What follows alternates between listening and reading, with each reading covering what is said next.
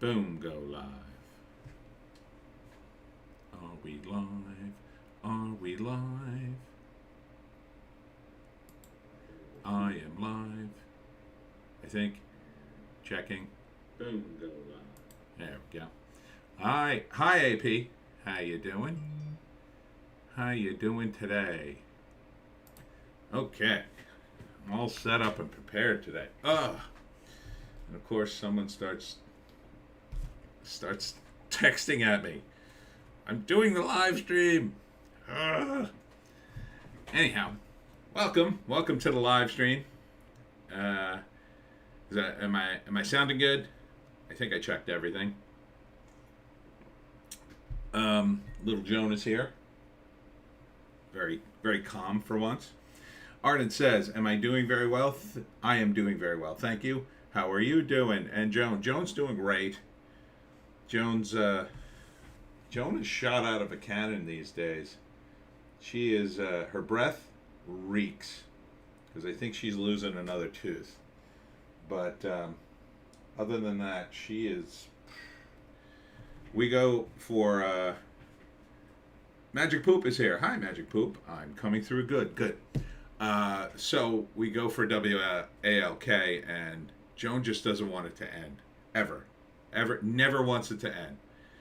And like sometimes I'm just tired, or sometimes it's hot, or whatever, and a lot of times we end up going at night sometimes because I'm just busy and then I forget, and it's like, oh, it's nighttime. Because I don't like to take her out in too bright a sun in the summer because the sidewalk gets hot. So we're out, and I have the smartphone with my flashlight, and so the bugs attack me. And after about 20 minutes of walking, it's just like, Joan, I'm done. I'm done with the bugs. I got to go home and get out of the bugs and just be done with this. And Joan, of course, she just wants to keep going. And last night we walked towards the baseball field, and I didn't know this, but apparently these guys decided to light off really serious fireworks for Labor Day on Saturday. I guess that's a thing. I don't remember people lighting off fireworks for Labor Day, but okay.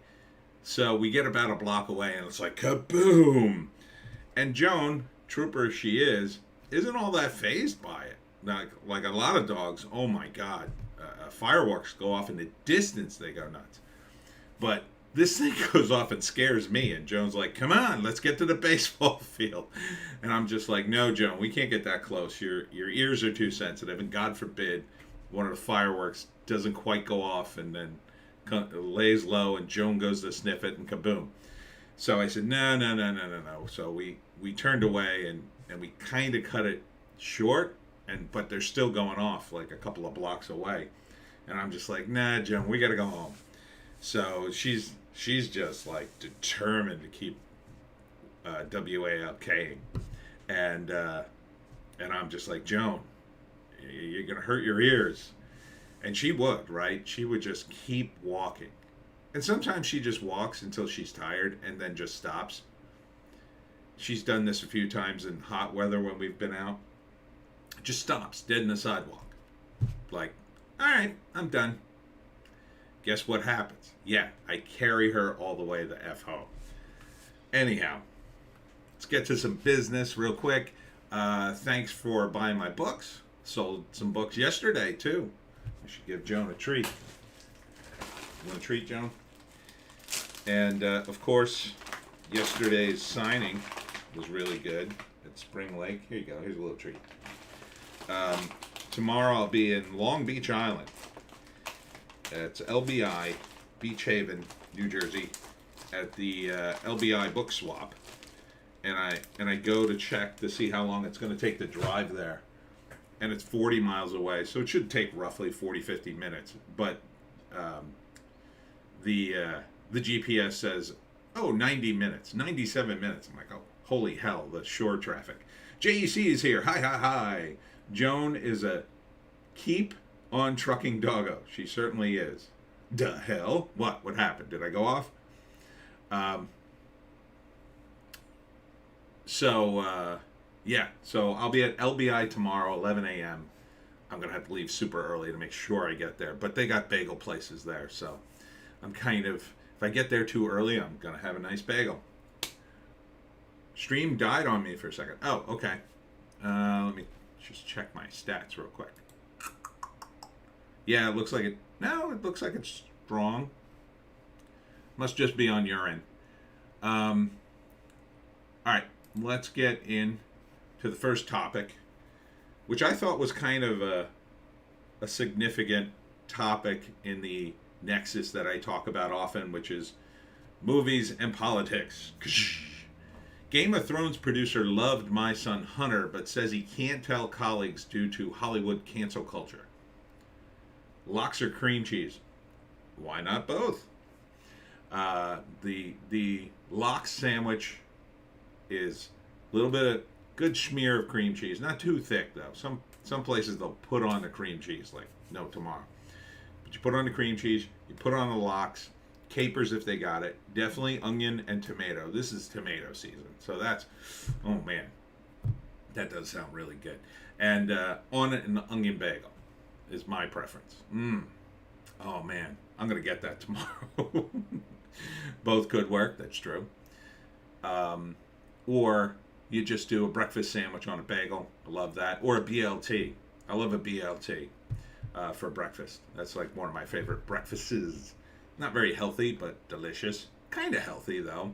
You got the bacon. Not healthy. And the mayo. Not healthy. But then you got the tomato and lettuce. So you get the best of both worlds. Onion bagel, hell yeah, says Arden. So yeah, so we got this My Son Hunter movie, and according to the secret screening in Hollywood, which I find absolutely hilarious, it was an invitation-only screening of the movie for just people who aren't total leftist in Hollywood, not even like Republicans, just people they know will show up, watch the movie, and give it, a fair hearing. Probably Vince Vaughn was there, and who else who's a libertarian? And I think Drew Carey is in that mix, maybe. I don't know about these days. A couple of handful, certainly like Kevin Sorbo, Dean Cain was probably there, and and a bunch of people we probably don't know who are producers, directors, studio people, nameless studio people, and they go to this thing, and apparently it's really good. But part of that's just Breitbart's PR.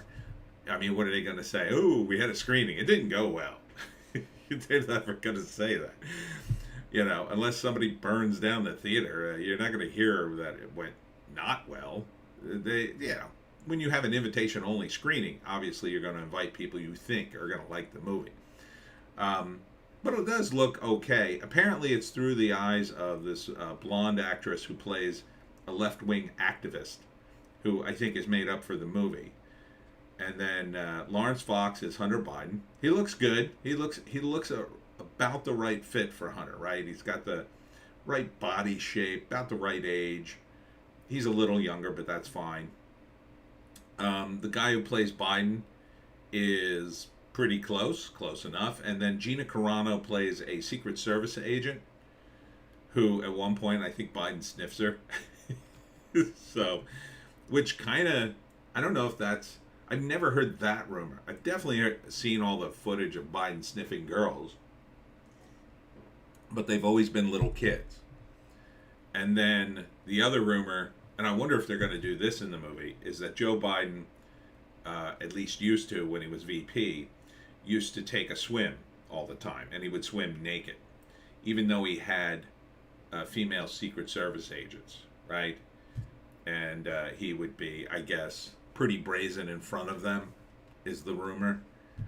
Which, on the one hand, I could totally see a guy his age swimming naked, because guys of his era, that was a thing. You go swimming in the old swimming hole, you don't take a bathing suit. You just strip off all your clothes and jump in. But, obviously, if women are present back in that age, you wouldn't like strip off all your clothes and jump in unless it was like your girlfriend or something. Um, and you'd think he'd show a little decorum as VP, even though he's in a private setting. But I could totally see Biden doing that because I think he's just a jerk. At the end of the day, I think Joe Biden, he's just a jerk. Because only a guy, I think, who plagiarizes speeches, probably cheated his way through law school, and is generally a politician in the all the sense of the word, all the bad sense of the word, is a jerk. He's just a jerk. He's petty. He's pushy. He thinks he's better than he is. You know, the most recent thing about Biden is he's going to the Detroit Auto Show, and this is a guy obviously who's been pushing this green agenda. Buy an electric car. Buy an electric car. You can't afford gas. Buy an electric car. And don't recharge it. He's going to a car show, and then his excuse is, well, I'm a car guy. Okay, what are you, the only one? I mean, you're destroying the economy, specifically around oil and gas. Oh, but you get to go to the car show and promote. Yeah, it doesn't even look good. Like, at least wait until you're done being president. Like, but who knows how long the guy's going to live? He obviously doesn't care. And when I think a guy like him, that old, doesn't care anymore, like he's at that age, I'm going to die any day. Who gives a F? And I think he's a bitter, angry old coot. Ugh, that's not good. But I'm kind of psyched for this movie. I kind of don't want to pay $20 for it because I think that's kind of a lot to pay, but maybe there'll be some sort of cheaper rate, or I don't know. I am glad, though, that Breitbart's getting in the movie biz, and a lot of these right-wing organizations are. Not that I'm like super right-wing because I'm a libertarian, but just because there's going to be another perspective. This is where the zeitgeist is heading, and I've said this for years. It's heading this way because, yes, there have been plenty of movies with left-wing perspective, for lack of a better term. Oh, it's so progressive. Oh, I'm a poor put-upon person of a marginalized group, and I have to overcome my society that won't accept me. Like, we've seen that a million times. But these days, we don't see a lot of more traditional things. Like, I kind of wanted to go see the Marky Mark movie, Father Stew, simply because it centered around a priest character who wasn't a total a-hole. Now, granted, I'm not a huge fan of the Catholic Church, and I'm definitely not a fan of the horrible things they've done, but, after a while of just relentlessly bashing them, you have to at least acknowledge, like, well, not every priest is doing this. Not every person involved in religion is a zealot that's going to beat you over the head. And in fact, in this environment, it is the rebellious thing to do to make a movie like Father Stew, because it's about a priest who's an actual good priest, is my understanding of the film. He had kind of a rough start in life and tried to find himself, and then he found religion, and it helped him. And some people it does help. Some people need religion. They really do. I know, I'm going off of weird tangents here, just talking about this first thing. I ran into a guy at a Walgreens, and I don't know, I don't normally talk to people. I'm not a talking guy. I'm one of those guys that I've always been standoffish. I want to go into Walgreens and not be bothered by anybody. But this time, he seemed like a nice enough guy, and he said hi, and I said, well, I'm going to say hi back because I don't want to be rude. Hi, how you doing? And he said, oh, and we got to talking, and he seemed friendly enough. And then somehow he mentioned that, I don't know how we got on it, but he mentioned that he found religion and it really helped his life. Now, at first I thought, oh, is he gonna sell me on Jesus? Because I hate when people used to do that a lot back in the day. You'd run into somebody and they'd seem nice enough, and next thing you know, they're trying to hand you, hand you a thing to go to church, and you're just like, no, man, I don't want that.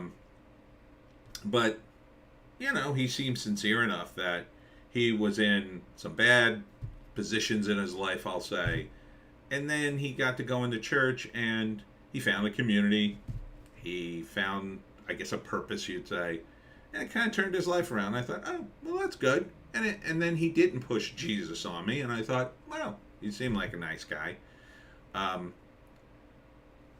So it works for some people. I had one artist I worked with who I didn't even know he was religious because he never mentioned it until one day we got on a conversation, and he said something like, we were talking about something else, and then he said, oh, I met these really cool Ukrainian guys, or I forget what country they were from.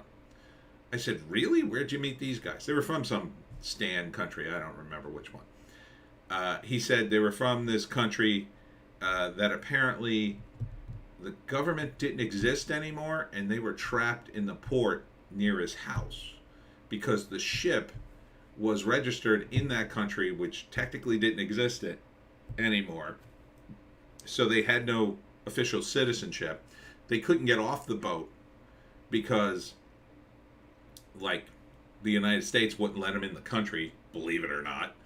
And so they couldn't go home because their country didn't exist anymore.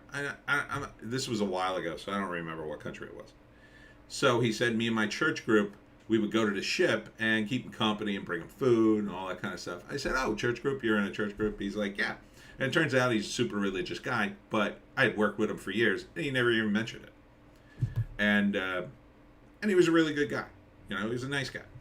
And I thought it was nice. He, helped the sailors out, and, it was more to keep them company than to keep them from starving. They weren't starving. Anywho, after that tangent, let's refocus. So yeah, there's this idea in Hollywood, you can't be anything but now a left-wing maniac who hates Trump, who supports all the current things. Let me count the ways. Ukraine, rings of power, transgender transition for anybody who demands it immediately. So many things, right? And it's just ridiculous. And people are finally bristling under this, on top of the fact that Southern California is just a hellhole. Los Angeles, I can't imagine. I lived in Los Angeles for a very short window, and I could barely afford it. I can't imagine trying to do that now. I can't imagine it. I barely hung on there back in the 90s, and compared to now, it was kind of affordable. Kind of. Now, I can't even imagine trying to make my way out there unless I had a gig already lined up. And even then, it's like, they're still wearing masks out there. I still see people in masks. And it always, God, I want to lecture them. I really do. I have to bite my tongue every time I see one. I want to just say, take that mask off. Take it off. Take it off. You don't need it. And I was outside on my signing yesterday. And it was bright and sunny, and people had masks on. Now, with older people, I can almost understand it. They're afraid. But one girl in particular, she couldn't have been more than 22, had her mask on, and I was just like, you don't need that mask. You're making yourself sick. You're rebreathing your own air. You're probably giving yourself acne. And she wasn't wearing it correctly. It was a cloth mask. Wasn't even an N95. You see an old person with an N95, they're freaking out. But it's just like, can you not give it up? How long? Are you going to do this forever? Are you just going to do it? Am I going to see these people 10 years from now with masks on? I guess I will. These people will have to go to therapy at some point. Anyhow, you have to be a part of the left-wing narrative, or else they're going to cancel you. They're going to cancel you. So God forbid anybody with a Hollywood career comes out and said, oh, I went to the screening of My Son Hunter. It was really good. I can't imagine the hammer coming down. You work at some agency and say that. They're going to be like, ugh, what's wrong with you? Are you a secret Trump supporter? Joe Biden says you're an extremist. It's just a movie. And, I mean, it's based on facts that everybody in the media seem to ignore. So, never has there been such a need for this kind of movie, too. It's so political. And I'm really not big on political movies like this.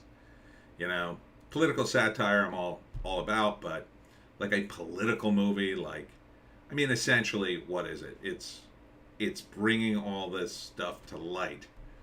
You know, if they were doing this and the laptop had been in the news like it should have been, then yeah, I'd be like, oh, they're just exploiting this. This just happened. I don't need to see this. It was all over the news. But no, this is a needed movie. It's needed because this narrative encapsulates what the laptop means and what's in it. Some of it, obviously. But there'll be, I mean, obviously, Joe Biden and his lecherous ways. Look at this still right here. I love this still. It looks like he's ready to go up to Gina and go, oh, hello, Gina Carano. Oh, you're looking very, very good there with your large head. May I smell your hair? May I smell your hair? Why am I doing an English accent for Biden? I could never get Biden's voice down. It's always like, come on, man. All right. Moving on. Oh, this has nothing to do with Hollywood per se, but I just thought it was a shocking headline that I want to talk about. Bed Bath & Beyond CFO 52 committed suicide. So this is just a general alert, I think, of where the economy's going. When a CFO in his 50s, you got to figure the guy was a millionaire, but maybe not anymore, committed suicide. This is like 1920s collapse. Ardent, that was actually a pretty good Biden. Nah, it wasn't. Come on. Yeah, this guy jumped from a building they call the Jenga Tower because it kind of looks like a giant Jenga thing. 2 days after firm announced plans to lay off 20% staff and close 150 stores. I mean, that's like, I'm not a financial expert. This isn't financial advice. But man, that is not a good sign. That is not a good sign at all. And that he killed himself? Now, maybe he had some other stuff going on in his life and it just happens to coincide with this, but JC had to close 150 stores, so yeah, I'd want to jump too. I mean,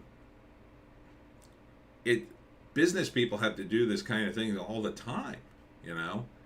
The question is, if assuming there wasn't other things going on in his life,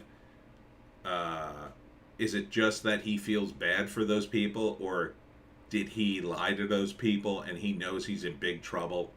Like, he knows he's going to jail kind of thing, like he embezzled a bunch of money and that's going to be revealed? Because I imagine now they gotta investigate him. So, and he was the chief financial officer, so maybe he was hiding stuff on the books. And Bed Bath & Beyond, I've talked about this before. I never quite understood as a store. I kind of liked it. They had some cool stuff in it. But it was always a little pricey. And I knew someone who, she loved the shop there. And it was such classic shopaholic behavior to go to Bed Bath & Beyond and buy something that you know, an automatic melon baller that you didn't need. And she loved to buy that crap. But some of the stuff was cool. Like, they would sell, they had a little tiny, like a tiny sized arcade game with a bunch of games in it. That would be cool. You know, cool salt and pepper shakers and towels and whatnot. But a lot of it was a little pricey. But they always sent you that coupon. My God. We used to get a coupon in the mail, I swear to God, every week for 20% off Bed Bath & Beyond. Like, every single week. She had stacks of these coupons. Stacks of them. Everybody did. And now you don't even see them anymore because obviously they're falling apart. But, and it was a great name too, Bed Bath & Beyond, because that's what it sold. It sold bed and bath, bathroom stuff and beyond. But it's just amazing. He had previously worked as an executive for several major companies, including Avon, Walgreens, and Procter and Gamble. So you got to figure a guy like him. Yeah, it's a tough thing. You got to close 150 stores and fire a bunch of people, but that's your job. That's what businessmen do. You know, even in a good economy, you might have to close some stores. You might have to close, now maybe not 150. Obviously, that's a lot, but I think they have thousands of stores. So it wasn't like, maybe it wasn't their entire business closing up. Maybe it's just part of it. I mean, if they've got thousands of stores, what's 150? Let's see, does it say? He reportedly sold over 42,000 shares in the company, identified as meme stock for $1 million just over 2 weeks ago. Wonder if that's illegal. He still owned 267,000 stocks, just under 6.5 million. I guess he was going to lose all his money because I guess it was all going to collapse, and he knew it, and he'd have to move out of this tower that he jumped out of. Look at that crazy tower too. But you know, you got to figure if they had 2,000 stores, that's less than 10% of the stores. So it's a consolidation. Although the stock, yeah, that's not good. JEC, I think you nailed it. It was probably embezzling funds. It's going to be interesting to see, because now if he was embezzling funds, I mean, he's got to be screwed. Traders on the Reddit forum Wall Street Bets, who have cheered the stock in recent weeks, reacted with a mixture of stoicism and despair. I just wanted to make money without any effort. Why I have to suffer like this? Why? Wrote one user in the forum. I think he was goofing around. Anybody who shorted this stock, I guess, is in good shape, right? Because that's what you do. You bet against it.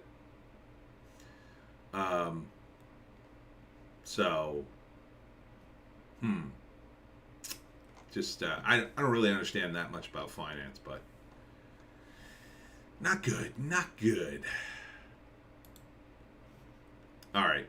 So I don't want this to collapse into the Rings of Power rant, because I already did Rings of Power. But Lenny Henry really should just shut up, I think. I get it. He has an opinion. He's a star of the show. But this is not the way to defend the show, right? The Rings of Power star Lenny Henry implies critics of Amazon's race swapping are racist. They have no trouble believing in a dragon, but can't accept a black person could be a hobbit or an elf. It's so insane, because hobbit and elf are races. They're races. So you have people who are, you know, African or black, whatever you want to call that race, Caucasian, and then you have elves and hobbits alongside of that. So, like, I guess it's possible you could have a half human, half hobbit who is also black, but that's not the way it worked in D&D, and that's pretty much not the way it worked in Tolkien.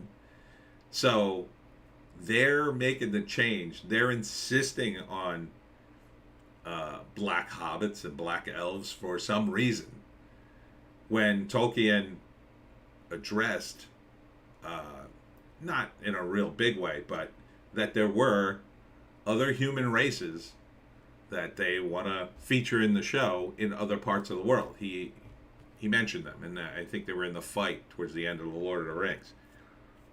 It's the equivalent of Dorne in Game of Thrones, right? They were like far away, because this mythos was about Europe and England in particular. And so they could have exploited that, right? You could have had a character like from Egypt, from that time, medieval Egypt, who was super cool, and obviously he'd be Egyptian, he'd be darker skin, and he travels to the realms of Middle Earth, and he's the main character, right? You can make him the main character because he'd be a fish out of water, and he'd bring his customs, and maybe he'd be Muslim, and he'd be constantly praying to the east or something, It would be like Morgan Freeman's character in the Kevin Costner movie of Robin Hood. What was it called? Prince of Thieves, I think. And, through him, you could reintroduce your version of Middle Earth. And he would be a main character, like a total focus. And then you could add in Galadriel or whoever, right? Elrond. Master of Parsnips. Hey, Tony D. Where's Little Joan? She's over here, asleep. Aw, sleeping dog. You see her? And her camera broke, and I don't have the money to get a new one right now. They're not that expensive, but I'm really, really strapped. I'm really trying to make just selling books work. And I'm real close to that, but I've had to cut way back. So an extraneous cost like buying a new camera for Joan. Yeah, my camera, this is Joan's camera, it broke. I don't know if you can say it. It was working well for a while. Even as it was breaking, it kept coming back, but it finally died. I still got it plugged in. I should probably unplug it. But anyhow, welcome to the stream, Master of Parsnips. Good name. So Lenny Henry, who I think is terrible in that first episode. He's awful. He's just awful. His performance, terrible. And he's the biggest name on the show for some reason. I'd never heard of him up until this show. I hear he was a comedian. Is that the deal? Those of you in England, he was a comedian, right? Now he's not. I guess he got caught up in wokeness, and now he's not funny. I assume. But you could still approach this in a different way. You could say, instead of like implying everybody's a racist for not liking the show, you could say, I'm a big fan of The Hobbit. I've always wanted to play a Hobbit since I was a little kid, even though that would probably be a lie.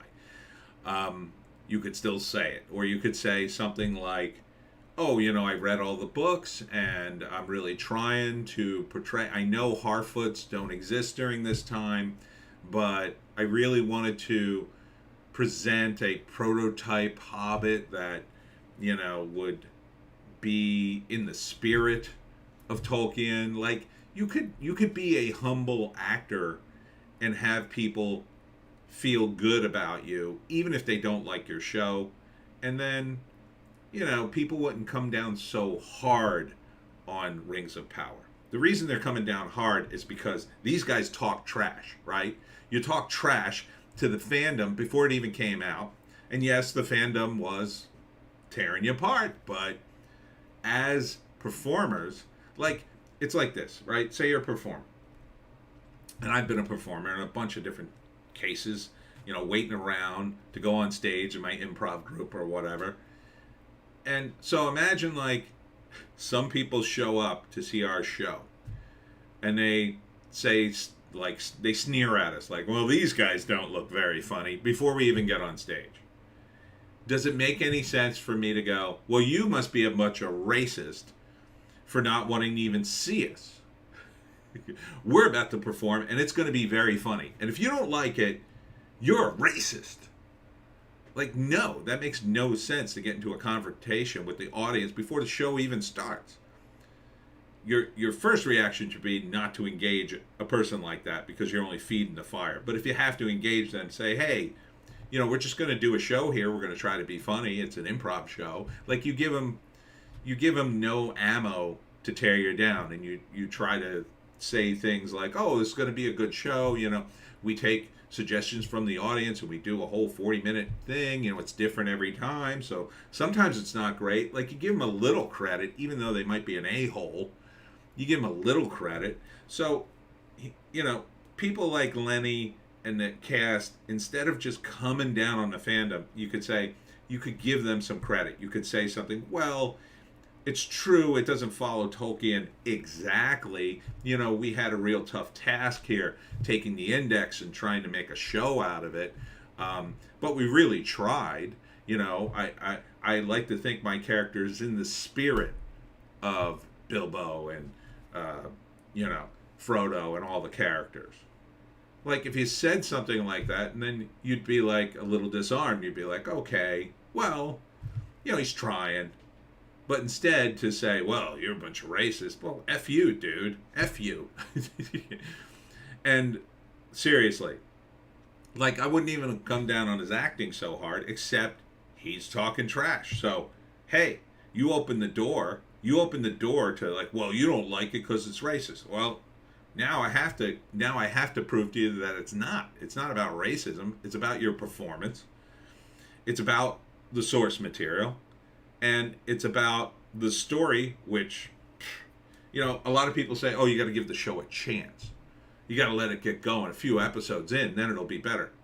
They spent $1 billion on this show. I guarantee you, if I had $1 billion to do a show, you wouldn't have to wait to episode 2 to become engaged. You'd be like, I didn't have to wait until episode 2 for the Jack Reacher show on Amazon. Let me tell you something. Watch that first episode if you haven't seen it. It's friggin' engaging. And it ends on a cliffhanger. I pressed the next button immediately to watch episode 2. That's how good Jack Reacher was. The first 4 episodes like that.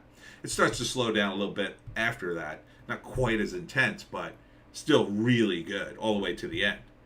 And but that first episode hits the ground running, sets all the characters up, and at the end of that, you're like, oh yeah, I gotta watch episode 2 right now. This, I struggled to get through the episode. Struggled. And Lenny Henry is part of that.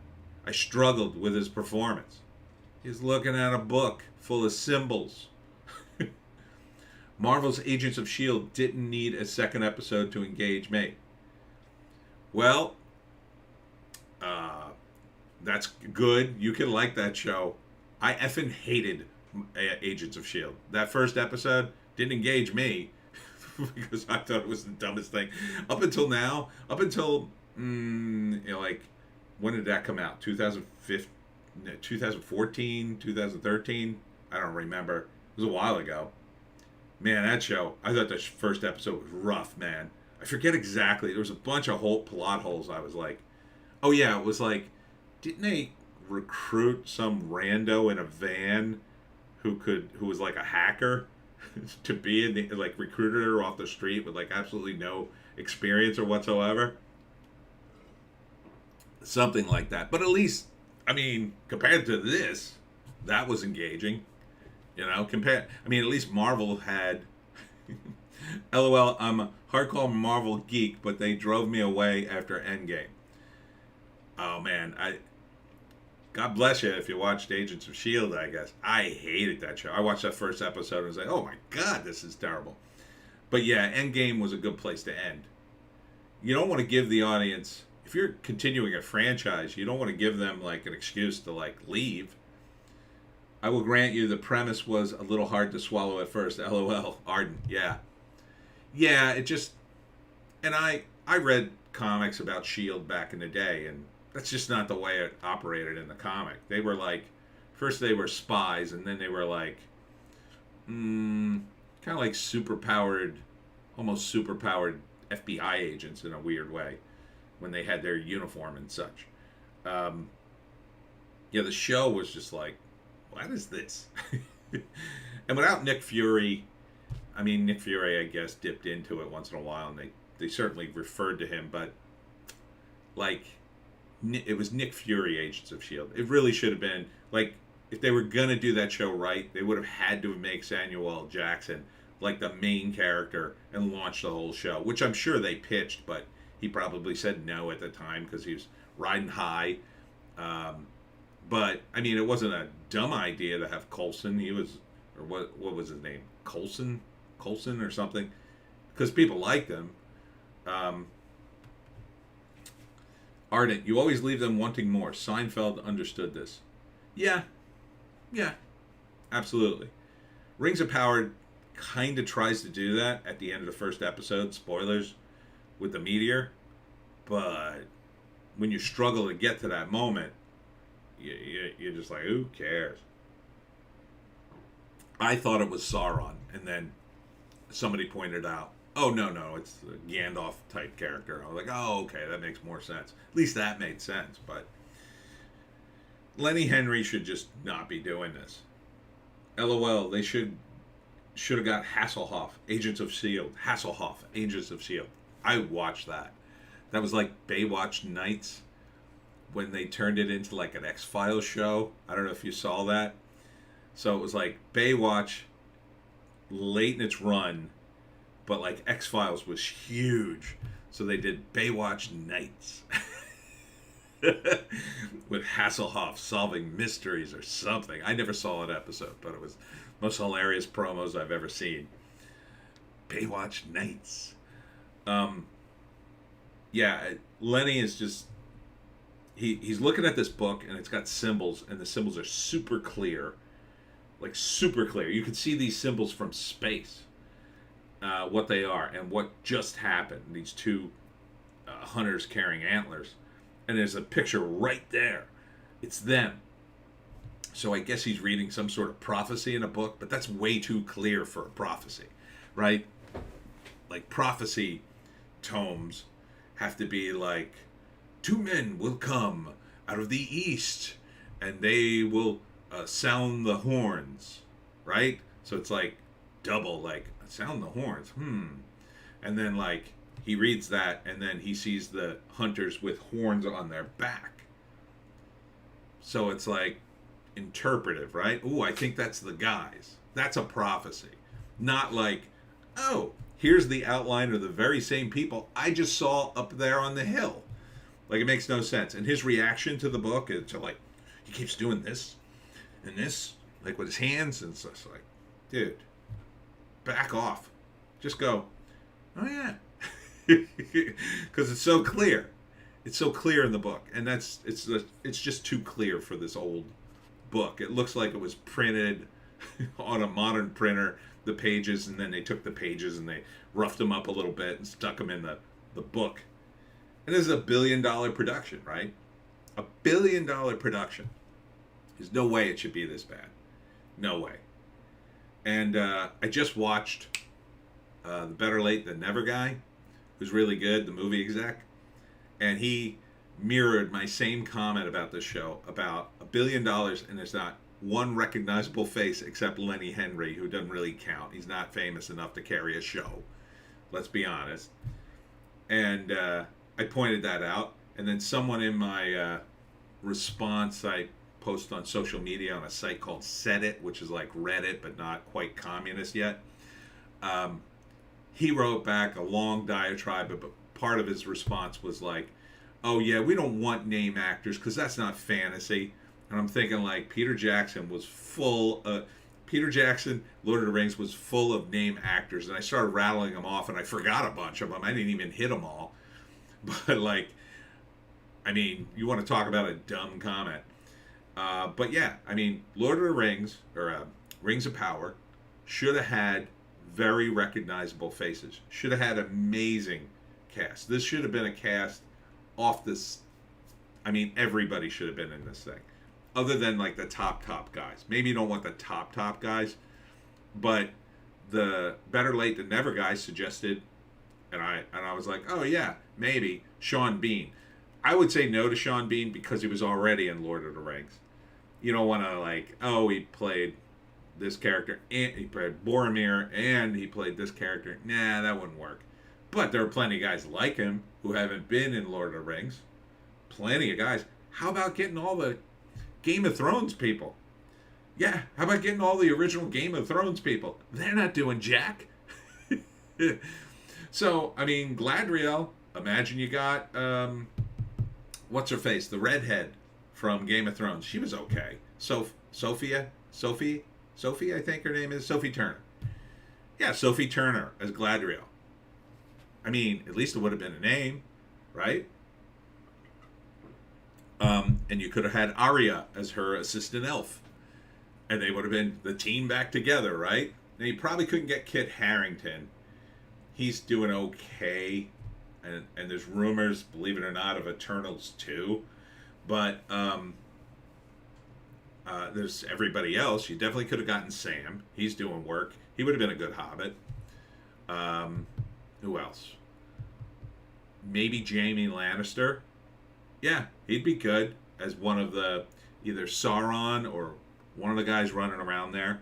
Cersei, her name's too big, but you throw enough money at her. She could have been. Oh, she's a good actress, Cersei. Oh man, she's really good. She'd be a great lead.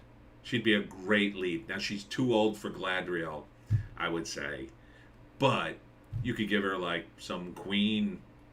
I mean, she's already played a queen. It's perfect casting in Hollywood. Perfect. Hell, you could have gotten a guy. You could have. Who was Gimli? What's the guy's name? I can't think of his name. Oh God, famous actor. I think he's still around. Could have just hired Gimli, and then made him like an ancestor of Gimli, right? That would have been cool. So many people you could have hired for this. So many. And it would have been huge. And then there's just a bunch of guys in Hollywood who's got big names you could have just hired. You could have just hired. With $1 billion? Oh my God, I would have casted this. The casting would have been off the charts. Off the charts. So many people you could have hired. You could have hired nothing but comedians for the Harfoots, right? To make them all funny. The only person I would keep in this entire cast is Nori Brandyfoot, who's good. She's solid. Rock solid. Everybody else you could jettison. John Rhys Davies, thank you. I couldn't think of his name. Yeah, you bring back John Rhys Davies as one of the dwarves? Oh my God, people have gone nuts. You know, he's not playing Gimli, he's playing like an ancestor of Gimli's. So many people you could have just brought back in. It feels like they cheaped out on the cast, doesn't it? It feels like they really cheaped on the cast. So it's like, where'd all the money go? I guess the sets. That's the only explanation. The CGI and the sets. They poured it in there. How'd that work out? Not too good. And not even the sets, because that Lenny Henry book prop doesn't look great. You know? Maybe the costuming, but not that prop. I'd go Robert Carlyle for a villain if he wasn't gun-shy after Aragon. Yeah, I mean, yeah, there's so many people. Really, any old English actors other than Ian McKellen? Hell, you could have gotten Patrick Stewart for this. He hasn't been in Lord of the Rings. He's a big name. He'd do it. Some Shakespearean thing. Although he might look at the script and go, no, thank you. You know, there's a million English guys you could have hired for this. All Shakespearean actor types. They're great for this stuff. Absolutely great. Certainly for the lead, certainly for Galadriel, you needed somebody who was, you know, big. So this is the danger for actors. They take a role like this, and it's an S show, but it's you know, it's high profile S show, and then you compound your mistake by coming out with things like this. You just shouldn't do this. Like, if they all just were humble about it, people wouldn't be savaging this on the internet, because then the internet guys would actually look like trolls, as opposed to fans sort of saying, hey, this looks terrible. So, you know, I don't know. I don't want to get too deep in this, and I already have. I already have. Lord of the Rings. Nirvana, Nevermind. CP lawsuit tossed out by Los Angeles judge. This was inevitable, right? Like, if he's going to sue anybody, sue your parents, I guess, for putting you in this thing. But it's not really called. It wasn't CP. It was just a baby. Nobody considers that CP. This cover. I'm afraid to scroll up again because YouTube. Let's just get off of it. The Rings of Power did do well on its first day, but, you know, a lot of people aren't tuned in to the internet. You know? So the question is the drop off. Oh, the drop off. Can't wait. Because it'll prove me and just about every YouTuber on the internet right that, yeah, this was mad. Okay, speaking of bad, Indiana Jones 5. JEC says, pretty sure the guy who was the baby on the cover got the cover tattooed on himself. Oh, really? Yeah, and didn't he, like, he used that as leverage of fame and to, like, I don't know, sign things, I assume. I assume he went to conventions, music conventions and concerts and like, hey, I'm the Nirvana baby. And they'd be like, oh, cool, man. Sign my t-shirt. Sleep with me.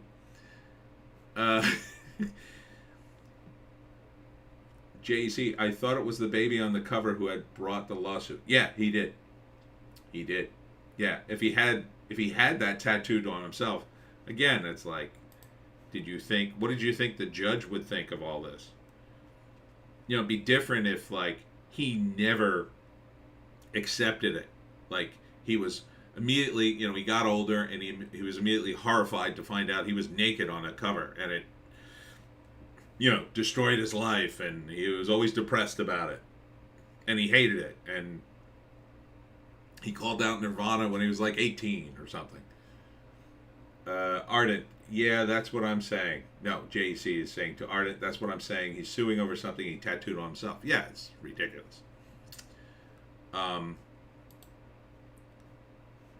Indiana Jones 5. Phoebe Waller-Bridge is adventurous femme fatale, reveals John Williams. Legendary composer reveals the music score of the character Helena and offers details while at the Hollywood Bowl. Well, that doesn't sound good. I met John Williams. I was at San Diego, and I was selling my comics, as I was wont to do, as you can imagine, because I sell while I'm at the table. And a guy with a beard and glasses come up, and I'm like, hey, I'm Tony, and I start doing my thing, because it's early in the morning, and I still had lots of energy, although I was tired, but I was gearing myself up to start selling people for the day. And this guy walks up, and I figure, oh, I'll sell him. He seems like a guy I could sell stuff to. So I start giving him my pitch. What was I pushing then? Probably my fantasy comic, The Travelers. I guess that's why I was there. Yeah, probably. Indy 5. This is gonna suck, says Ardent. You met John Williams? Damn, that's cool. Yeah, he was a nice guy.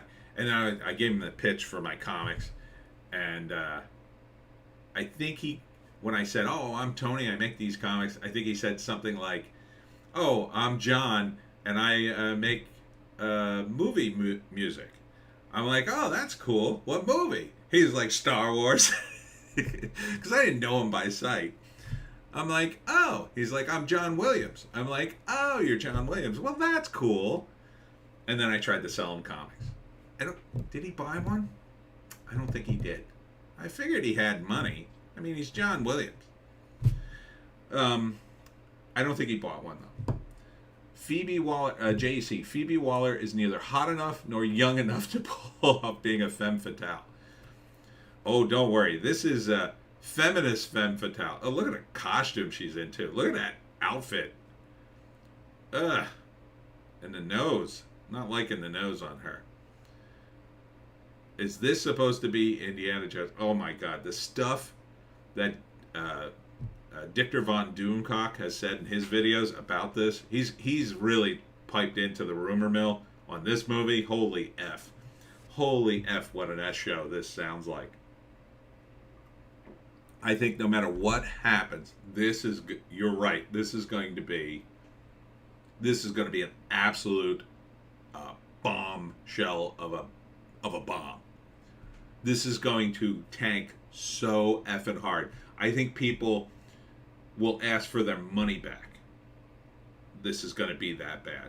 And I saw Indiana Jones 4 in the movie theater, the spaceship one, and people were pretty hot about that. They were pretty mad.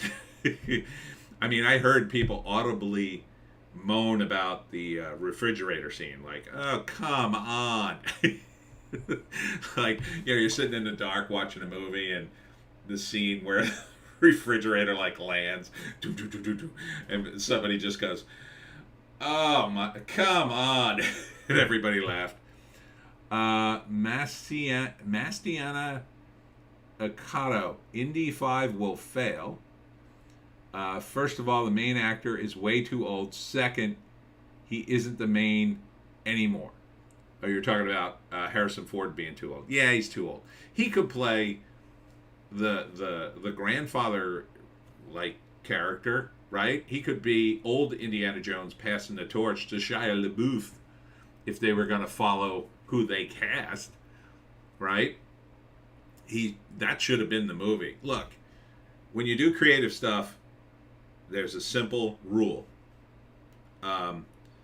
If you do something and people don't like it in your story, you have to double down. You have to make it work. Okay? Yes, Shia LaBeouf and the whole Indiana Jones.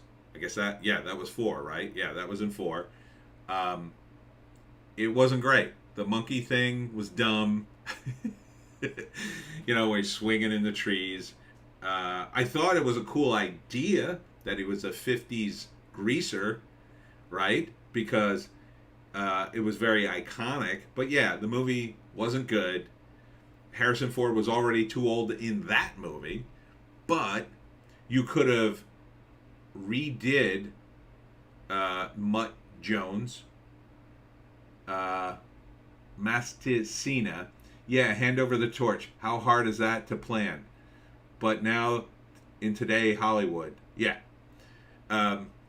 Welcome to the stream, by the way. You get replaced with someone totally wrong. Masticina. Well, you can argue that Shia LaBeouf wasn't a great replacement. And certainly he has problems with Hollywood in general because of the incident, which you may or may not be aware of. He said some sort of spicy things, I'll say, on the set one day and got slammed. JC, Shia isn't good enough to comb Harrison Ford's wig. It's true, but you need to make it work. You committed to it. You have to commit to the bit. So I think you could make him work because he was the main character in Transformers. And Transformers, the first movie, is all right. It's all right. Made money. Launched a franchise. So you could take Shia's character and then give him another character like Phoebe Waller-Bridge. Let's say it's his sister or half-sister or whatever. And then it turns into a different thing, right? It's Harrison Ford passes it on to Shia LaBeouf, and maybe he can't measure up. But with the help of Phoebe Waller-Bridge, he does. Mastiana, sorry I keep mispronouncing that. But I am sure this main character can breathe life into the IP again. Yeah, right. Yeah, no, it's very dead. Because it's not even following the iconicness of Indiana Jones. Because Indiana Jones was all about that iconic hat and whip, and which was based on pulp type fiction stuff. That's what was the one good thing about Shia LaBeouf's character. JC, there's no making it work. You can't replace Harrison Ford. He's too old. He's been too old for 20 years now. I'm saying if you're going to make a movie that'll make some damn money and won't be embarrassing, you'll never replace Harrison Ford. I mean, watch The Cisco Kid. That's a great movie with Gene Wilder. Mass says, just call me Mass. Okay, I'll just call it. Thank you. Thank you for shortening it for me.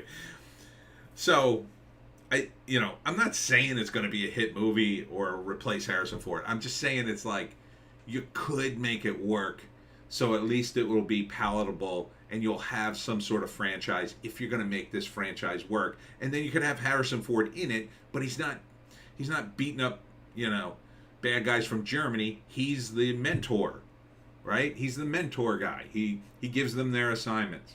JC, whatever you do, it'll be embarrassing. I think you can make it non-embarrassing. I don't think you can make it great, but you can make it non-embarrassing. Mass says, no Harrison Ford is Harrison Ford. That's true. He's not Harrison Ford. Shia LaBeouf is absolutely not Harrison Ford. No one's Harrison Ford. Um, yeah, I can't even think of a younger actor who could measure up. The only guy I think who kind of measured up in one movie was Gordon Levitt in Looper, doing Bruce Willis. That was pretty close. He was pretty good. Looper's okay. Mass, but yeah, we've seen too many times in this fail. Yeah, it was gonna fail because everybody would compare it to Indiana Jones, the original, and it would suck. Mass, hell, if a young character visits Harrison Ford in the old people bar, sharing adventures, right? That would be awesome. Yeah, right. You could do it once, right? It would be a one-time movie because the franchise is dying and they won't accept it. Mass, coming back from adventures and telling it all to the old G adventurers. Yeah. It's for a movie, it's a one-shot deal. It's never going to be as good. You're not going to launch a franchise like Indiana Jones based on a retread, essentially. But you could do one movie. Maybe you could launch a TV series.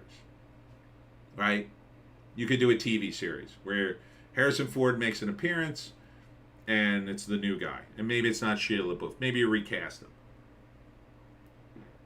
Or, I don't know. But you got to connect. If you're going to do this movie, I'm not saying you should do this movie. I don't think they should do this movie at all.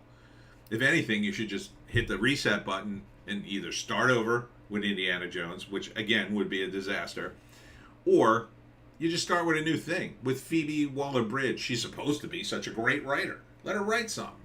Let her write some feminist thing where she's the hero in the 60s. You telling me you're going to replace Indiana Jones with her? I can't think. Let's see. Like Tom Hardy to me. Tom Hardy, right? I think he'd be the best actor for the age, action-oriented, or Chris Pratt. You could do Chris Pratt, right? Let's say you want to pass the torch to top actor that people actually like, who would be good for the role. Chris Pratt. Still wouldn't be as good. JC, they tried a TV show, Remember the Adventures of Young Indiana Jones, and no one liked it because it didn't have Harrison Ford. I think it had Harrison Ford for a couple of cameos towards the end, right? Or did they recast him? I forget. Yeah, they tried. But that was young Indiana Jones. They're trying to do the passing the torch thing. So, yeah. And the problem with young Indiana Jones, Ardent, Zachary Quinto as Indy? Maybe. He's not quite at the top of his game. But he's got a bit of a following, I guess. Mass. Harrison Ford could be the Gandalf, setting a young Bilbo on the road to adventure. Yes, Harrison Ford could give clues and information about an adventure he'd gotten too old for. Yeah. Or you could do something totally new where he plays that same role anyway. But I don't think Harrison Ford wants to do that, quite frankly. JC, Chris Pratt would work more for the character Uncharted, not Indiana Jones. Possibly. I don't know. Uncharted's such a video game, and I don't think video game movies have worked. So I don't think they're a good thing at all, really. I mean, video games and movies are two separate things. It just hasn't worked. I mean, they're going to do the Mario movie. I don't know why. I guess there's money to be made, but yeah, I think we can all agree that this is just going to be a dumpster fire. But it's funny that John Williams is talking about it and trying to promote it. That, you know, I'm sure he wrote a great score. I mean, I'm sure the music will be wonderful, but yeah, it's going to be associated with this utter disaster. I mean, watch the videos Doomcock made about this, and the story elements are just so horrific, you know? I mean, the stuff I just pitched, it all wouldn't be as good. People would still be like, nah, it's not as good, man. Because people are like that. But my God, the script that they are trying to fix, it's unfixable. Oh, God. You know. And it's like, Mass. The story, the characters, oh, you got to see the video. I mean, it's Indiana Jones, the original, with Phoebe Waller-Bridge, going back in time with Antonio Banderas as the villain, as one of the villains, And then this is all according to Doomcock and all according to rumor. They go back in time. It has something to do with Stonehenge. And then they're caught by bad guys from Germany. Mass. Look, a movie or series can have great music, CGI, greatly filmed, but if the story and characters suck, it sucks. Exactly. They go back in time to fight the bad guys from Germany. Young Indiana Jones, a CGI, I think it's a CGI Harrison Ford. I'm not sure. Saves them. And then in one of the original drafts, apparently, according to the rumor, not only is young Indy killed, he's killed in such a way that removes him from time, erases him from history forever, and replaces him with Phoebe Cates. So this is their idea for Indiana Jones. Not just to pass the torch to a substandard character. JC, last I heard the rumor they filmed multiple versions, basically every scene, because they have no idea what they want to do with it. Yeah, it sounds like an absolute train wreck. But this was the worst draft, obviously. So they replaced Phoebe Cates with Indiana Jones throughout history. And the final shot or the ending of the movie or after credit scene is Phoebe Cates doing the running thing towards the audience as she is now the new Indiana Jones, and they're already pimping the next movie because they're so arrogant as to believe that audiences are this stupid. Like, oh, she has the hat now. I mean, it's just unbelievable how arrogant these people are that they thought that would work. I can't imagine the meeting. I mean, I'd be the guy in the meeting, and this is why I think, I could never get a real gig in Hollywood, because they sense I'm this guy. I'd be in the meeting going, "Are you people nuts? Is this a joke? Are you jerking me around? You can't do this. People will burn the theater down." I mean, it's that bad. And again, Indiana 4 with the Martian, oh, people were pissed. And they were mad about the refrigerator thing. And then when they got to the end of the movie, spoilers, and the Martian show up, people were like, what? They were mad. They were mad. Crystal Skull, that's the name of the movie, right? Indiana Jones and the Crystal Skull. Which is a shame, because it is true that late stage Pulp Fiction got into space stuff like that. And it was a story they would have done in the pulps back then. They did do it, because then everybody was into space stuff. Oh, we got to work an alien in it somewhere. And so it's a weird, wacky ending. But compared to what this is, oh man, it sounds like friggin' Citizen Kane. JC, Kathleen Kennedy making fan fiction where she replaces Indiana Jones with her own Mary Sue. Self-insert character, basically. Yeah. I mean, you gotta figure, like, what the hell's going through her brain, right? That she thinks this can work? That people will just go, like men who go see Indiana Jones 5, well, I guess that's it, guys. Yeah, I guess she's the new Indiana Jones. Well, I kind of like her. Oh, yeah, she's not bad. I guess we won't see Harrison Ford again. I mean, like, is that what she imagines will happen? Has she never met people? It's just breathtaking, the amount of arrogance that must go behind something like this. But it also sounds, too, like, to give you a little kernel of hope, although I still say the movie will be trash unless they completely cut Phoebe Waller out of it at this point. Mass laughs. The hope is what you said. They are shooting multiple scenes, partly to just keep the real scene, the real plot of the movie secret, but also to you're right, I don't think they know what to do with it. Mass says, nope, we stick to the old movies. Same with Lord of the Rings. Yeah. So I think there's probably a move within the studio, or a push within the studio, now that Kathleen Kennedy has fallen out of favor to some degree, to get away from her micromanaging because it's too much. But that being said, I don't think they'll pull it back enough. Mass. I mean, what next? Amazon gets IP rights for a Godfather? Oof. Yeah, I mean, I don't know how they could woke that up. I guess they could try. It'd be funny to see them try. I mean, that would be a. I also said after seeing Rings of Power that maybe this is all a big tax write-off for Amazon. Maybe that was the plan, because Amazon does make an insane amount of money. Maybe $1 billion is just a tax write-off for a $1 trillion company. Maybe the whole streaming service is. Maybe they looked at the numbers and said, you know what, we're really not making money on this streaming. It costs too much money, but we could work it all into a big write-off. And who would deny it after Lord of the Rings Rings of Power is so hotly contested as like, oh my God, this is terrible.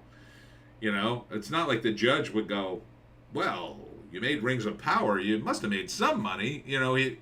The optics would be, yeah, you must have crashed and burned this thing. And then they cancel all of streaming on Amazon and they write it all off and they save whatever money they save. Mass, a woke version of Apocalypse Now. Oh, with every actor replaced by a woman. That would be funny. I love Apocalypse Now, by the way.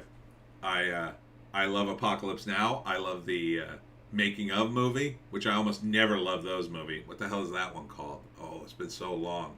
Hearts of Darkness, is that what it's called, I think? JC, Al Pacino is still alive. Did he die in the third Godfather? Spoilers, yes. I never watched the third one. Don't watch it. It's awful. They already did a prequel in the second Godfather. Yeah, and that's what's so great about that movie. It's both a prequel but a sequel at the same time. Mass, what is that? An email from Amazon? I'm not sure what referring to. Mass. Hearts of Darkness, yes. Great making of. Apocalypse Now is such a great movie. And even the cut scene, I don't know if you, and that's in Hearts of Darkness. Yeah, that's in Hearts of Darkness, the cut scene, which I hadn't seen. That's why Hearts of Darkness is so great, because they show you that entire scene, and it fits well within the movie. I think if that movie had been made today, Mass, LOL's joking. Oh, okay. I think if that movie had been made today and they made it the same way, they would have included that scene, because longer movies are the thing. Back then, I think they wanted to cut the time. JEC, there were lots of black female Marines in Vietnam, didn't you know? Charlie, don't surf. Mass, part of my bad ideas. I mean, I got horrible ideas. I'm sure Amazon is interested.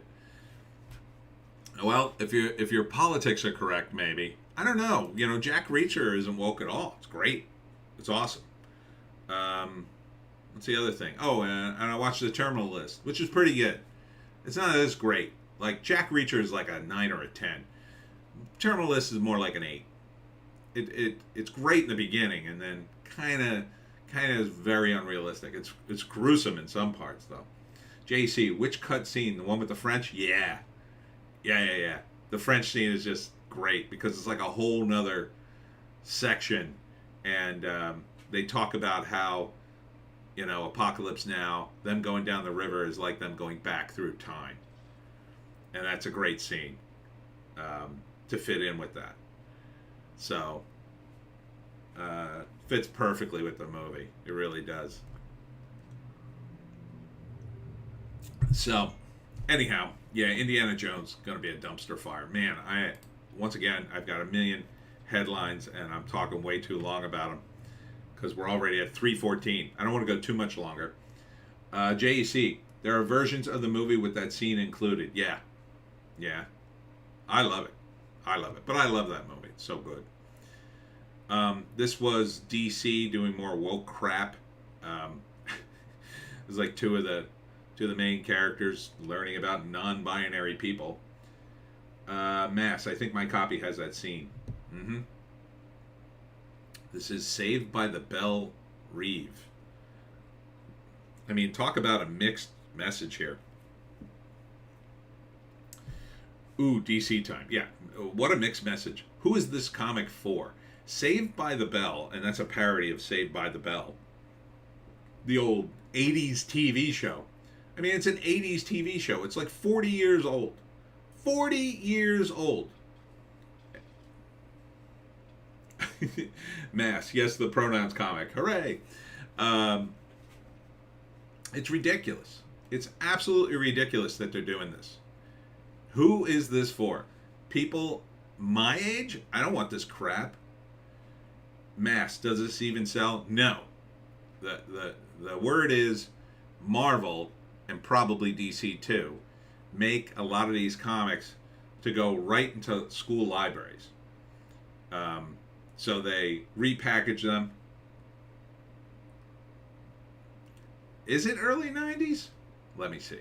I got the IMDb already. 1989. Okay. So yeah, you're probably more right then. Where is it now? There we go. No, that wasn't it. No, I lost my tab. There we go. What Arden? What have they done to Azrael? I think that's Kid Azrael in school, because these are all kid characters, so it's some sort of kid version of him. Mass. I don't know. Do kids want to read this? No, kids don't read comics anymore. Manga is the only thing keeping comic stores afloat, says JEC. Yeah. Oh, and there's Harley, of course, I think that's probably Harley. Mass, is this going to sit next to I Am Not Starfire? Yeah, and rot. Ardent, Saved by the Bell, 89, but really 90s. Yeah, I guess you're right. Mass, I love manga and anime. I love Cowboy Bebop, and that's about it. But yeah, okay, so say 90s. That's still 30 years. So how old do you have to be to even get this reference? You got to be at least 30, at least, well, you got to be at least alive when it's on. So let's say 40s. You got to be in your 40s. 40s or 50s to get the whole Saved by the Bell reference. So, but it's a kid's comic aimed at kids. Kids who will never read it because kids aren't reading this stuff. Kids won't get this reference.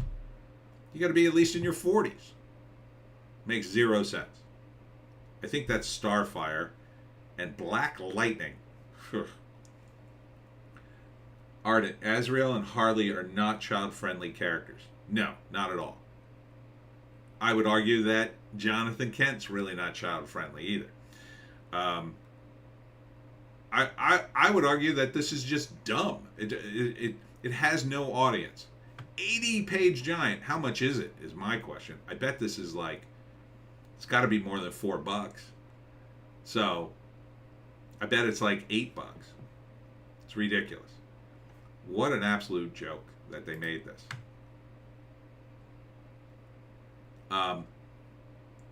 This is an interesting article. The Whale star Brandon Fraser on playing a man who weighs 600 pounds. I needed to learn to move in a different way. Normally when actors say this kind of stuff, I go, who cares? Just do your job. But this is true, right? Like, he did need to learn how to move in a different way because you got to move. JC, it's like $10 probably. Yeah. I don't know if this is going to be good, but I mean, he looks very heavy in this. So they're talking about this movie. It's weird that he got cast this way. I know he gained weight, but he still was always an action star.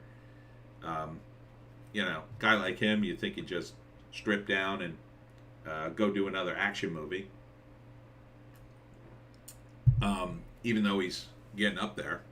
But he's still young enough to probably do one, or at least where he's the older guy in the team of, I don't know, guys who hunt the predator or whatever. But I think this might be good. Mass. What is Spawn there too? Mass. Oh, Child Spawn. Yeah, no. Spawn isn't at DC Comics yet. They haven't bought it. JC, 600 pounds. Brandon Fraser looks like he was already halfway there. Yeah, he did gain weight. He did gain weight, but I think he kind of lost some because he was in Doom Patrol, or he kind of leveled out to where he was. So he did look heavier, but he wasn't like, I don't think he was obese, right? 600 pounds, that's like, that is like massive. So they're saying that this is going to be a decent film and a decent, this is his equivalent of, like they said in Tropic Thunder, don't go full tard. Brandon Fraser has a back injury, I heard, is in too much pain to get, oh really? Too much pain to get worked out. Well, that's a shame. Maybe that's why he gained all the weight. Yeah, he's got to be careful though. I mean, look what happened to James Gandolfini, right? He kind of ate himself to death, unfortunately. He was already heavy. JC, Doom Patrol played the robot guy, so it was just his voice. But he was in flashbacks though, I think, at least in the beginning. Ardent, never watched Doom Patrol. Was it worthwhile? I didn't see it either. I always loved Doom Patrol, the comic, when Grant Morrison was writing it. It was Grant Morrison, I think. I kind of was interested in the show because it looked like it was following that, but it didn't look bad. But I never watched it. I never have time to watch TV anymore. I'm so out of TV. I'm just utterly down the rabbit hole with YouTube videos. I watch them all friggin' day long, basically, while I'm doing stuff. Too much. I have to shut it off every once in a while. There's so much to watch. But yeah, the rumor is this looks good. Maybe. The Weekend, Magic Poop. It was an alright show. Some wokeism in it, though. That sucks. Sad to hear. The Weekend abruptly stops a sold-out concert in SoFi Stadium. I never saw The Weekend. I don't really know his music, but it's kind of crazy that he stopped the show and in the middle of one of his songs and said, you're going to get your money back, which was good, but I'll do a show later, I guess, for you guys. Oh, soon for you guys. Apparently he lost his voice in the middle of the show. That's rough. Magic Poop. It was an alright show. Some wokeism. Oh, I already read that. So, yeah. This was The Weekend. What else did I have here? Oh, YouTuber Tim Pool on My Son Hunter. Important movie. Building culture is the most important thing we can do. Yeah, Tim Pool's song wasn't bad. I don't know if you guys heard that. It was alright. I wasn't super into it, but like I could see Weekend is kind of boring R&B, kind of like Drake. Yeah, I'm not into it either. I like funky stuff. James Brown in that realm, and Prince sometimes would do that. Ardent, thanks, Poop. But Tim Pool's song was okay. It felt very much like a new guy writing a song because it starts out really slow and kind of more like a ballad, and then later it rocks. And the rock part I dug. I thought that was okay. But I don't have the attention span anymore for a song like that, It's like back in the day they would release these rock ballads and they would go on and on before they would rock. JC, Otis Redding, Sam Cooke. Oh yeah. Yeah, I love all that stuff. I'm pretty old school with my music for the most part. Back in high school, I was the guy who said, "There's no good music recorded after 1974." That was my thing. I was all classic rock. And then I hit the 90s and I changed my tune. JC, Tim's song was embarrassing, which was... Tim's song was embarrassing, which is the most he could have hoped for. I didn't think it was embarrassing. I mean, I thought it was produced well. It's not... I wouldn't listen to it again. It was just like, oh, okay, it's all right. Most new music, it's just not good. Once in a while, somebody puts out something kind of funky and fun, but it's often very forgettable, or it's a cover of something old. But yeah, I mean, I thought it was all right. Oh, JC, I meant it wasn't embarrassing. Oh, okay, all right. Yeah, I mean, I thought it was okay. JC, but yeah, it was a forgettable song. Yeah, yeah. So he's not a. I mean, he's relatively new to music. I mean, not new, but you know, now that he's put his hat into the ring, you got to sort of build that S up. The drumming was good though. The Offspring guy's good. I used to love Offspring, so it's kind of a bummer they kicked him out of the band over a certain medical procedure. The whole thing was just like, God, I hate when people like that I like fall into the message or the woke or whatever. It's just so not another thing I have to. I mean, like, I used to love Rage Against the Machine. I know they're commies, but my God, at least stay commie. Stay commie. Stay commie and stay true to your, rage for the regime now. So annoying. This is a heads up. Full Frontal with Samantha Bee producers hit at cancels show's future after bittersweet Emmy win. Dear God, no. How does this show get revived? You can't tell me they're going to revive this show. Please, dear God, no. JC, Smash was a good album.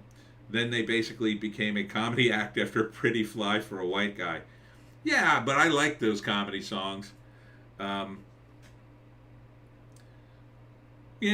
I mean, I like them. Now I just like, every time I think about listening to them, I go, no, I'm not going to listen to you guys because you're jerks. Hopefully someday they'll, I don't know, come to their senses and maybe apologize to the guy, but I doubt it.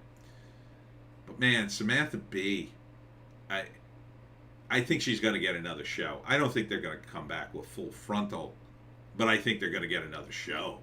Oh, absolutely. And, the Emmy, winning an Emmy, like that means anything anymore. Like any awards mean, I mean, they didn't mean much back in the day, but now to me, they mean absolutely zero. It's just the industry patting themselves on the back, J-O-ing themselves off. I said that wrong. I'm trying not to curse on the stream. You know what I'm saying. These guys, they want her back on TV. They think they need her back on TV, I think. No, thank you. No, thank you. I said good day, sir. I said good day, Samantha Bee. Good day. Conservative magazine dumped by retailer after progressives launch retail fatwa over comment. And I didn't even read this headline. What is it? Oh, it's a conservative magazine in Europe. Yeah, well, it's called the European Conservative. I'm not surprised. I mean, Europe, man. Even the guys on the Lotus Eaters are like, they're so depressed, it seems, so black-pilled. They're trying not to be, but like they can see the writing on the wall. Like even their conservatives, man, have really let them down. They're so sold. Ardent, you get nothing. Exactly. Like right now, man, the conservatives in UK and in Europe in general, they've got such a road to hoe, don't they? At least we have hope. At least we have hope in this next election, which looks good. To smash down the left. But my God, in Europe, I don't blame them for being black-pilled, because, like, we got a long road to hoe to fight back leftism, maybe 20 years. They got like 100 years at least, And first, we have to win to help them. If they have to have any chance, we need to help them. We need to at least pull the plug on all the leftist crap that's going on behind the scenes in Europe, which my theory, we run Europe, right? We run the EU. I think the entire thing was an initiative pushed by our, for lack of a better term, deep state, so we could get them all in one umbrella and so we could control them all. So, and this is blown up in our faces because I think it was started back in like the 60s because we had to fight the commies, and now it's blown up in our faces because we've centralized so much power, and now the commies have most of control over it. And so I think we need a guy like Trump, very based, to pull the plug on all this stuff. So at least guys in the UK have a chance, in Europe have a chance to turn this around. They're so, put upon with stuff like this. I mean, you can't even have a conservative magazine. Who cares? Who's reading it in Europe? It's already so friggin' woke over there. You can't even have a magazine now. There's just magic poop. 100% agree. All right, but this is the big news that I wanted to end on.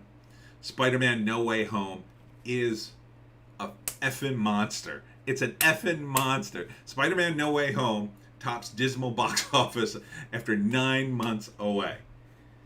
Effing monster movie. Look at this. This is just yesterday. Let's see the full weekend. Do we have numbers yet? No. We don't have Saturday. You don't have Saturday? Let me see if there's on the box office mojo. Do we have? No. Still don't have numbers for yesterday? Well, but look at the top of the charts. Spider-Man No Way Home, with the added scenes, is top.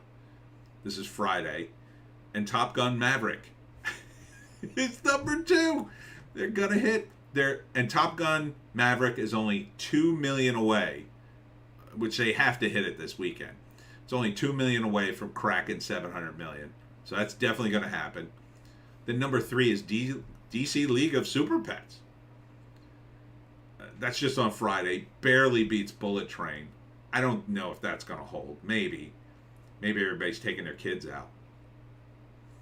Man, Bullet Train's only at 85 million. That's bad. That is not going to look good on Brad Pitt's resume. Oofa. The Invitation, I thought it would do better. I think it's the wrong time to release The Invitation. I think they should have waited till Halloween. Maybe it'll pick up, but... Also The Beast. I mean, I didn't think The Beast looked awful. Looked okay. Again, maybe not the right time. Maybe this would have been a better February release when nothing was against it. Minions, I don't know how this is hanging on, but people love the Minions. I don't get it. I don't get the Minions. Then Thor: Love and Thunder, of course, still kind of making some money. Looks awful. And then Jaws, the re-release of Jaws is number, what is this, 10? No, wait, 1, 2, 3, 4, 5, 6, 7, 8. 8 on the list. I wonder how that's going to do. I wonder if that'll creep up there. It's not in as many theaters. You haven't seen Jaws, now's your chance to see it on a big screen. I highly recommend. It's a scary movie to me, because it's scary. It's scary. It's effed up. And Where the Crawdads Sing. Another movie. I guess for a smaller movie, I guess it's kind of a smaller movie. And then Nope is at all. What is that? It's like 11? Yeah. Still kind of hanging on. 3,000 Years of Longing. Not even really rating. Not even in the top 10.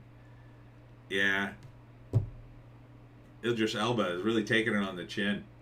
I never loved Jaws like everyone else does, says JEC. Well, I don't know. I think it's a good movie. I'm biased though. That's like childhood levels of nostalgia for me. So I saw it in the theaters. Magic Poop. Jaws in 3D. Jaws is in 3D, I think. It's Jaws 3D. It was the third movie. I saw that one as well in the theaters. It's starring Michael Caine. And it's an awful movie. It is awful. So is Jaws 2's nothing too. I mean, all the sequels are just dumb. But it was such a huge hit. They kept making sequels.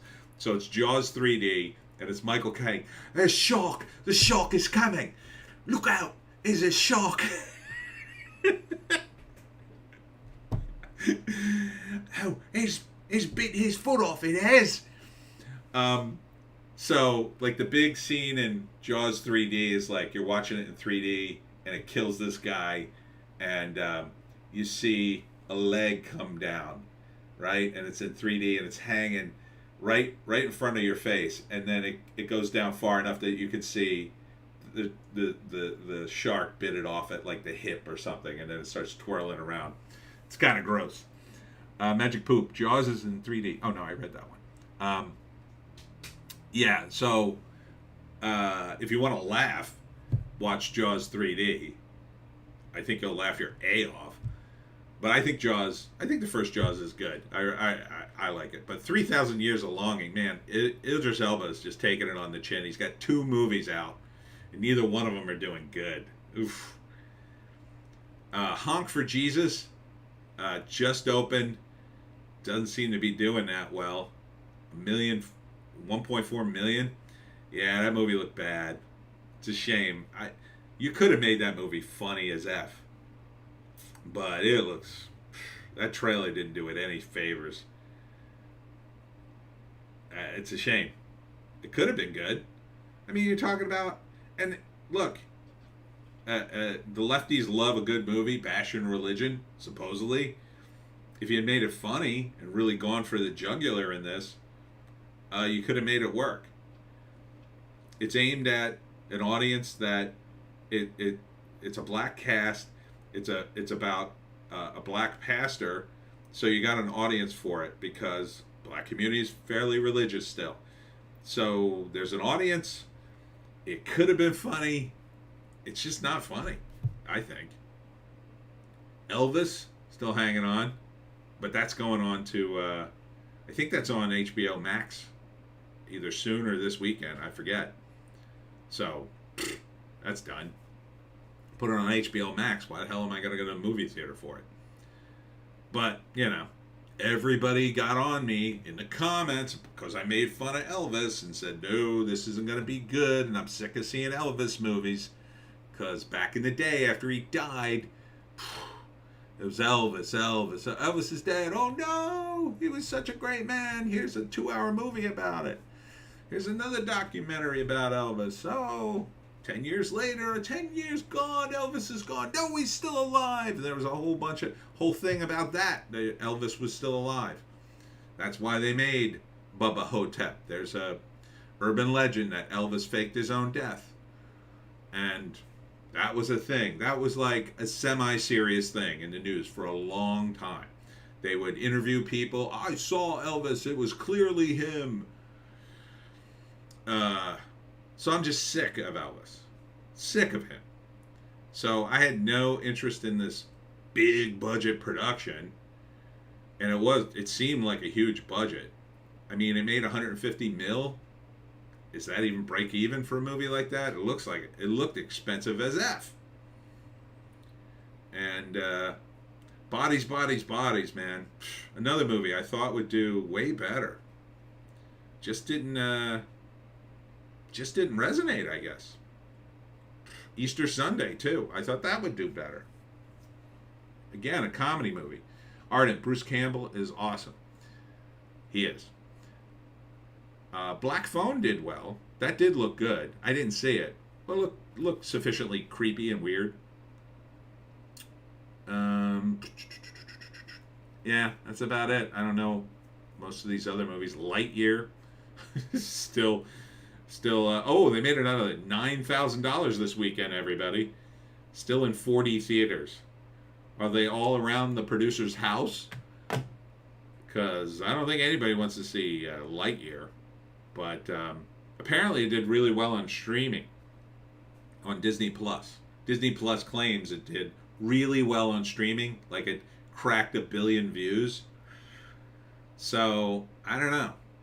Is that even a good thing? Is it even real? My pitch is that the numbers aren't real. I wrote about it in Wokistan, another novel. I think they're completely lying about the numbers because they can. Who the hell can check them? I think it'd be easy to rig a system in such a way, because it's all on the internet, it's all computer. You get some geek and you say, we need to double or triple our hits here, so we want you to write software to put in this, so when we look at the numbers, it looks like more people saw it than, you push a button and you add like 100,000, 500,000 viewers or whatever, a million. Or you take what's there and you like double it, and it looks legit. That's what I think they're doing, because it would be easy to do. It would be easy to do. You just need to write the software and then not tell anybody about it. But, eventually somebody will figure it out. Wait a minute. But there's no way to, like, objectively check. What are you going to do? Call a million people and say, oh, did you watch this? No. You can't call every friggin' person on your platform. And look, you could assign that, like I have, for some reason, I have Netflix. I don't know why. I was going to cancel it, and then I found out I wasn't even paying for it. And then I also have HBO Max, because when I bought my phone, they gave it to me. So I don't watch a lot of things on either one of them. But let's say you wanted to jack up the numbers. Well, you have millions of people who didn't watch who still have your service. All you have to do is, in software, tell your counting mechanism that, oh, this person watched it, even though I didn't. And it would look legit because I have the service.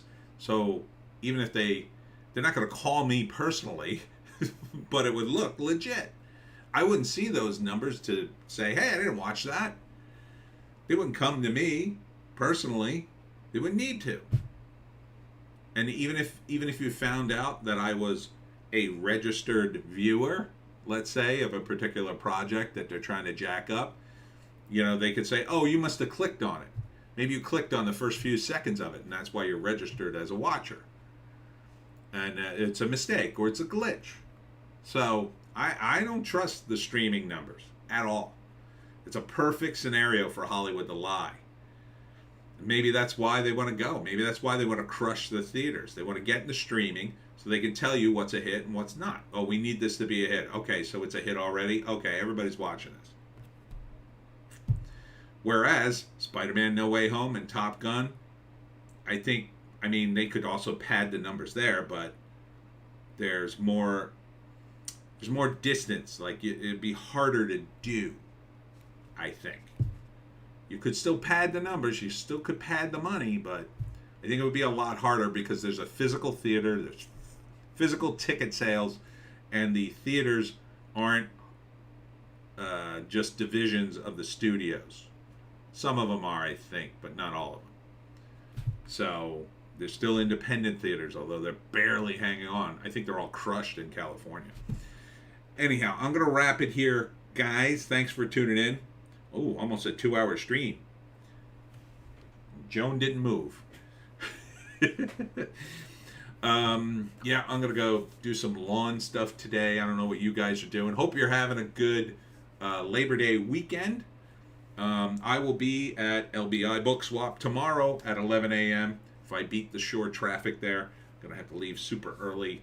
So thanks for tuning in. Final thoughts, guys. Final thoughts before I wrap this sucker. JEC says later. Later, JEC. Ardent. Lie, brother. See you next time. Okay. That's a typo or something. Oh, later. You meant to type in later. Thanks to all the new guys who tuned into the stream, too. Really appreciate you here. And we'll see you in the next one. End stream.